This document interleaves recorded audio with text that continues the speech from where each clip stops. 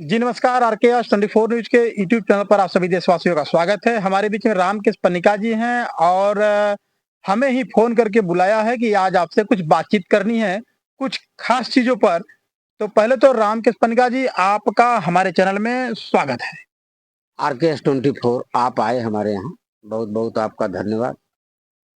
मैं इसलिए बुलाया था कि जैसे खदानें हैं, जी, जैसे एनसीएल है, जी, तो एनसीएल में सरकारी एम्प्लॉइज़ हैं, जी। तो उनका पीए और सब सिस्टम है, अच्छा, बीमा वगैरह सब सिस्टम है।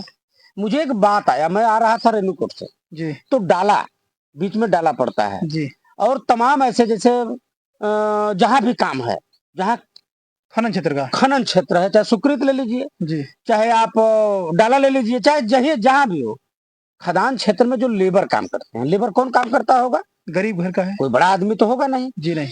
तो लेबर काम करता है जिस मालिक के यहाँ, मुझे नहीं पता कि उसको पता होगा कि मेरे यहाँ कितने लेबर काम करते होंगे। अगर ऐसा है, अगर ठेकेदार को पता है या मालिक को पता है, तो उसकी सूची जो है खनन विभाग के माध्यम से जिलाधिकारी महोदय के यहाँ जाए। क्योंकि उसका कम से कम 25 लाख का, एक लेबर का 25 लाख का बीमा होना चाहिए। कम मैं से कम। मांग करता हूँ।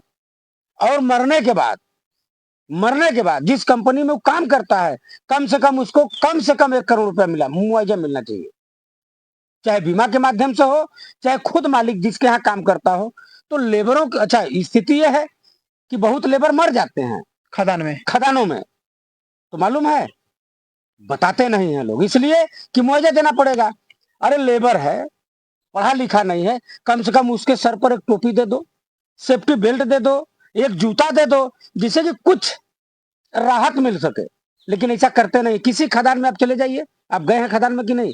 नहीं, फिलहाल तो नहीं गया हूँ। आप जाइए, देखिए, चाहे सुकृत हो, चाहे वो डाला हो, चाहे अहरौरा हो, चाहे मतलब कहीं किसी खदान में आप चले जाइए, किसी के पास बेल्ट नहीं है, किसी के पास जूता नहीं है, बगैर जूता का काम करते हैं लोग, बगैर टोपी का गमछा बांध के करते हैं।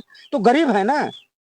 तो पूरे जितने प्लांट वाले हैं, इनके पास सभी लेबरों का सूची होना चाहिए, चाहे महिला हो चाहे पुरुष हो। और खास तौर से नाबालिग बच्चों को तो एकदम बिल्कुल काम पर न लगावें।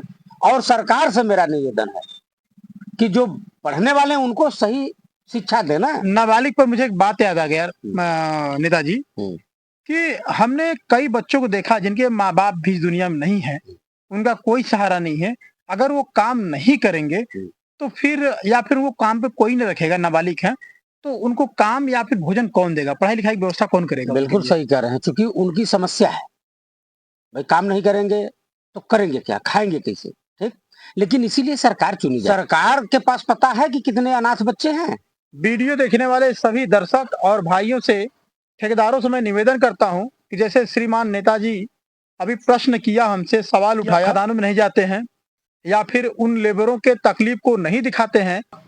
नहीं नहीं, खनिज विभाग के यहाँ आप जाएंगे तो उनको ये तो पता होगा कि कितनी खदान हम लीज किए हैं।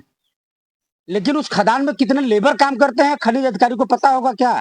कभी आपने खनिज विभाग में पूछा इस बात को? नहीं, हम खैर पूछे नहीं, चूंकि अभी देखिए, काम बीच में बंद था और पहले से भी काम होता आ रहा है।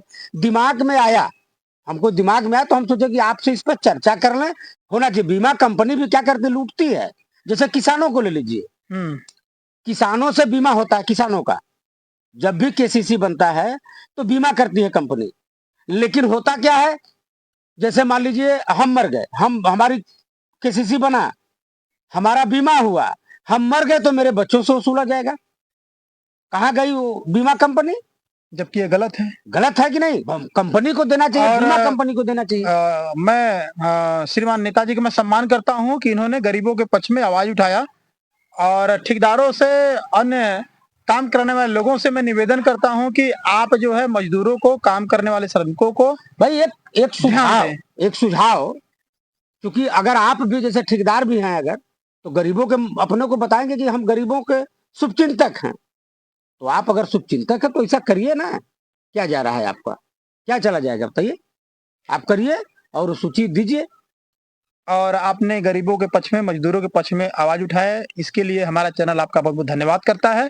बकिया आरकेएस 24 न्यूज। जय हिंद।